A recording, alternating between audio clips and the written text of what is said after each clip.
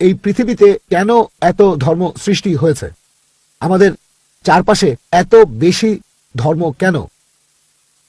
এখানে একটা সেন্টেন্স লেখা আছে পিস টিভি লোগোর নিচে, যে পিস টিভি মানবতার সমাধান। এখানে আমার মতামত হলো এই যে শান্তির জন্য জ্ঞান আর বিজ্ঞতার প্রয়োজন। ধন্যবাদ। ভাই একটা প্রশ্ন করলেন যে পৃথিবীতে এত ধর্ম কেন। প্রিয় দর্শক শ্রোতা, আশা করি সকলেই ভালো আছেন, আলহামদুলিল্লাহ। প্রিয় দর্শক শ্রোতা, ডক্টর জাকির নায়েক স্যারকে এক বোন প্রশ্ন। আসসালামু আলাইকুম রহমতুল্লাহ। প্রিয় দর্শক শ্রোতা, আশা করি সকলেই ভালো আছেন, আলহামদুলিল্লাহ। প্রিয় দর্শক শ্রোতা, ডক্টর জাকির নায়েক স্যারকে এক ভাই প্রশ্ন করেছেন যে পৃথিবীতে এত ধর্ম কেন। প্রিয় দর্শক শ্রোতা, এমন প্রশ্ন ডক্টর জাকির নায়েক স্যারকে করা হয়েছে। জবাবে ডক্টর জাকির নায়েক স্যার এত সুন্দর উত্তর দিয়েছেন, মাশা আল্লাহ, আলহামদুলিল্লাহ। প্রিয় দর্শক শ্রোতা, আপনারাও উত্তরটি শুনে অবাক হবেন। প্রিয় দর্শক শ্রোতা, একটি অনুরোধ থাকবে, আপনারা ভিডিওটি না টেনে সম্পূর্ণ দেখবেন, তাহলে বিষয়টি বুঝতে পারবেন। চলুন আর কথা না বাড়িয়ে একটি লাইক দিয়ে আমরা সম্পূর্ণ লেকচারটি শুনে আসি। চলুন। আমাদের এই পৃথিবীতে কেন এত ধর্ম সৃষ্টি হয়েছে, আমাদের চারপাশে এত বেশি ধর্ম কেন। এখানে একটা সেন্টেন্স লেখা আছে পিস টিভি লোগোর নিচে, যে পিস টিভি মানবতার সমাধান। এখানে আমার মতামত হলো এই যে শান্তির জন্য জ্ঞান আর বিজ্ঞতার প্রয়োজন।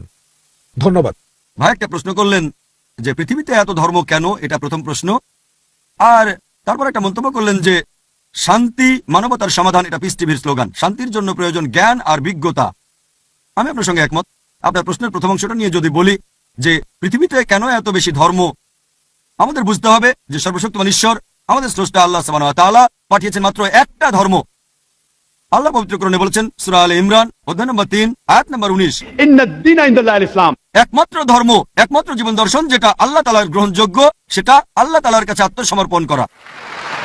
আল্লাহ তাআলা মাত্র একটা ধর্মই পাঠিয়েছেন।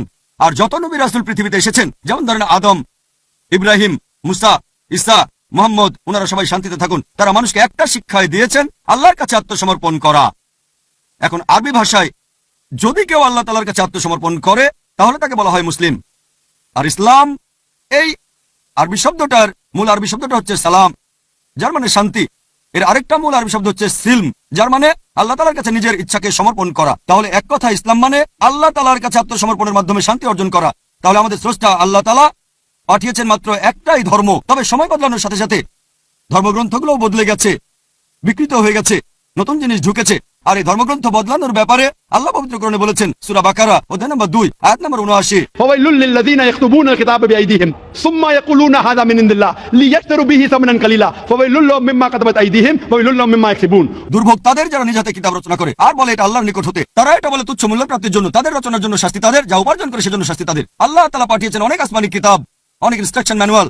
সময় বদলানোর সাথে সাথে এই ইনস্ট্রাকশন ম্যানুয়াল, আল্লাহর আসমানি কিতাব বদলে গেছে। যখন কোনো কিতাব বিকৃত হয়ে গেছে, আল্লাহ নতুন রাসূল পাঠিয়েছেন আর নতুন কিতাব। এইভাবে অনেক দিন চলেছে। তারপর আল্লাহ পাঠালেন সর্বশেষ চূড়ান্ত নবী মুহাম্মদ সাল্লাল্লাহু আলাইহি সাল্লামকে, আর সর্বশেষ চূড়ান্ত আসমানি কিতাব কোরআন নাজিল করলেন। এর আগে যেসব নবী রাসূল এসেছিলেন, আমাদের প্রিয় নবী মুহাম্মদ সাল্লাল্লাহু আলাইহি সাল্লাম বলেছেন যে আল্লাহ তাআলা এই পৃথিবীতে 1,24,000 নবী রাসূল পাঠিয়েছেন। পবিত্র কোরআনে মাত্র 25 জনের নাম বলা হয়েছে, অন্যদের নাম আমরা জানি না। হতে পারে একজন প্রশ্ন করেছিল, আপনি কি মনে করেন, একজন হিন্দু আমাকে এই প্রশ্নটা করেছিল, আপনি কি রামকে আল্লাহর রাসূল বলে মানেন অথবা শ্রীকৃষ্ণকে কি আল্লাহর রাসূল বলে আপনি মানেন?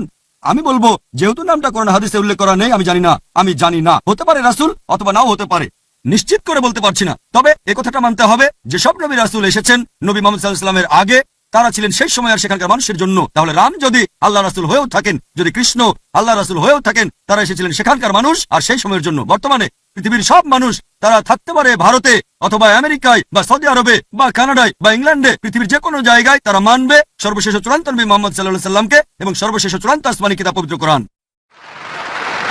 আল্লাহ আমাদের কথা দিয়েছেন সূরা হিজর অধ্যায় নম্বর 15 আয়াত নম্বর 9 যে আমি কোরআন অবতীর্ণ করেছি, সেটা আমি সংরক্ষণ করব। তাহলে আল্লাহ তাআলা পাঠিয়েছেন মাত্র একটা ধর্ম, সেটা হচ্ছে আল্লাহ তাআলার কাছে আত্মসমর্পণ করা।